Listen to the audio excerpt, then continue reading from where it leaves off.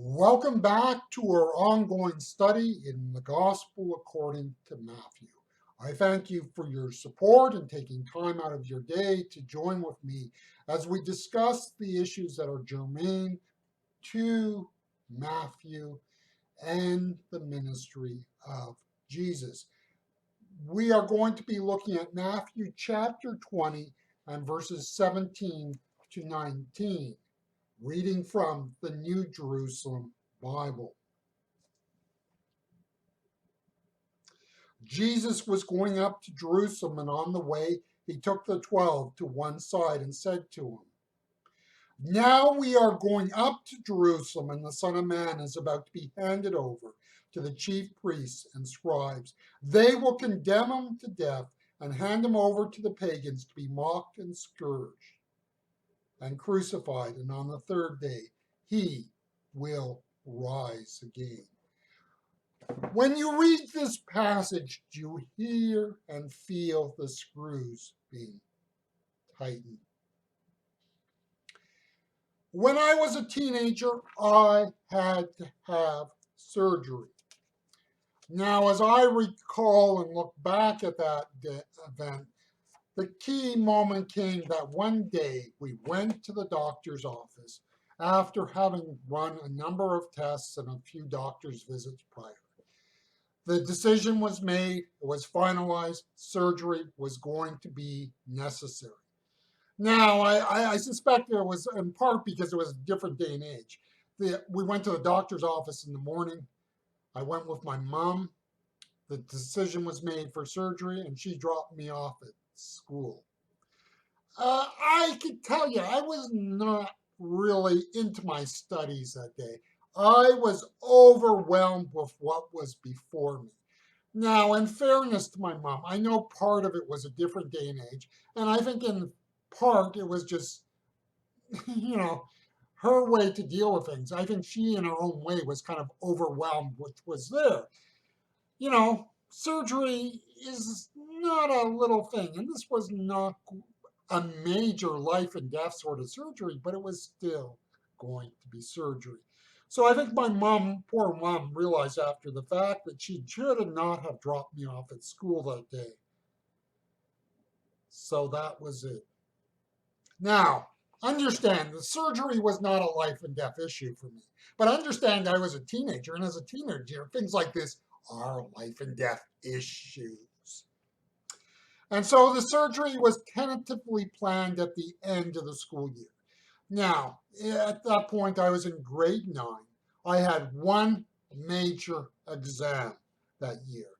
In my schooling at that time, it was generally the case only in the final 2 years, which in Quebec at that time was grade 10 and grade 11, did you have your major exams. I had one that year, and it was in biology. And these type of situations, what happens? You have the initial shock and, and then because of the delay in time, you try to bury it in your memory. This works for a time and for a season, but then there's something that comes up. There is something that stirs things up. And all of a sudden you are facing the fact, I am going to be having surgery. I know this is in a way it's a poor analogy, but in a way I think it kind of captures what Jesus is facing.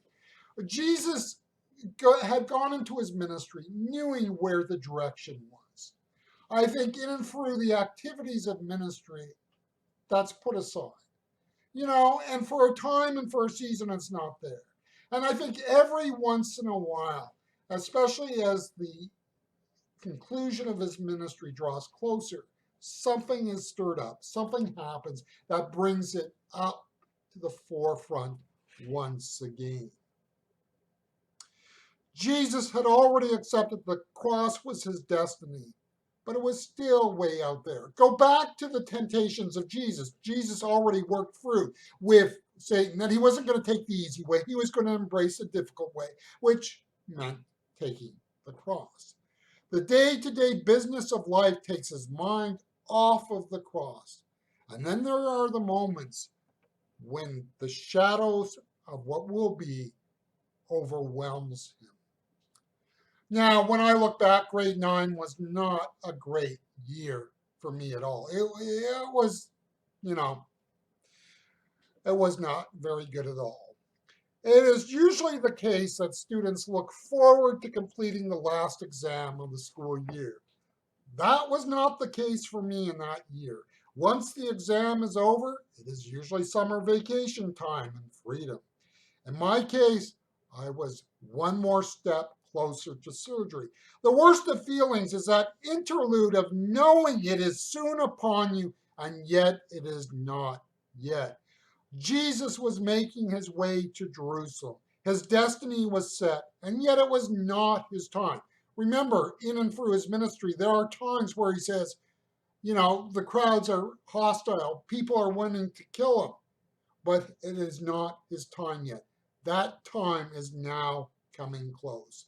And if I judge from my experience, again, a poor analogy in a way, there reaches a point where that interlude is sheer misery.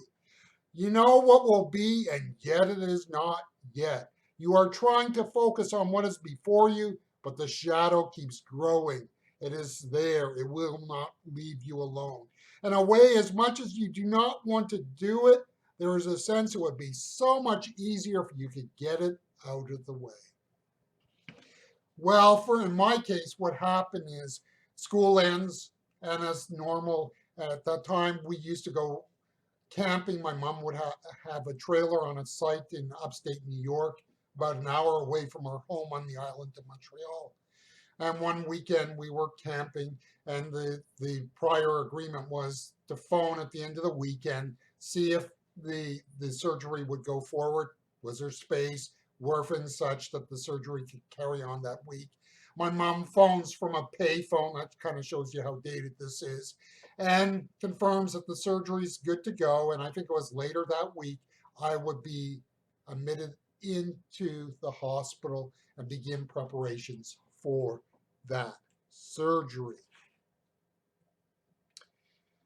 The time of waiting was over. The moment was at hand. And chapter 21 of Matthew is the triumphal entry into Jerusalem. The final week of the life and ministry of Jesus is about to begin. Jesus is going to Jerusalem with no illusions of what will be. The need of the cross has been accepted, and now the date is almost here. Jesus understood that the human condition needed major surgery, and the cross was the means to achieve it.